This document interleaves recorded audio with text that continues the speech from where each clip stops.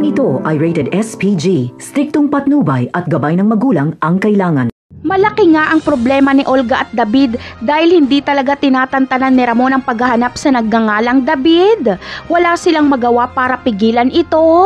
Ang tanging magagawa lang ni Olga ay patahimikin si Edwin para hindi nito maituro si David kay Ramon. Dahil ang pag-iimbestiga ni General Ribas sa nagngangalang David ay walang magagawa sila Olga kundi idaan na lang sa dasala. Samantala, siguradong sa paglabas ni Chief Espina sa ospital ay dederecho siya sa kulungan dahil sasampahan na siya ng kaso nila Rigor. Titistigo mismo ang nanay ni Enteng na nakita niya si Bubbles. Dahil dito ay malinaw nga na nagpapalabas ng preso sila Espinas. Pero hindi magpapakulong si Espinas.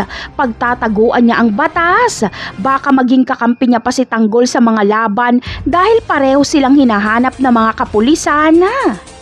Samantala, kahit nakadamit pa ng pangpreso ay nagawa pa nila Tanggol at Marcelo na uminom sa bar. Wala silang planong magbayad dahil wala silang pera. Dahil sa kahinahinala nilang mga damit ay may mga nagsumbong sa pulis. Kaya ilang minuto lang ang lumipas ay nagsidatingan na ang mga kapulisan. Kaya naman makikipaghabulan si Tanggol at Marcelo sa mga kapulisan at malamang ay dito na sila matutulungan ni Mang Berting dahil nasa labas si Mang Berting at Ben dahil hinahanap nila ang napangasawa ni Mokang.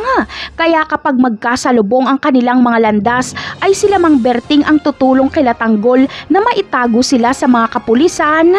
Napakarami pa nating dapat abangan sa mga susunod na episode. Paalam!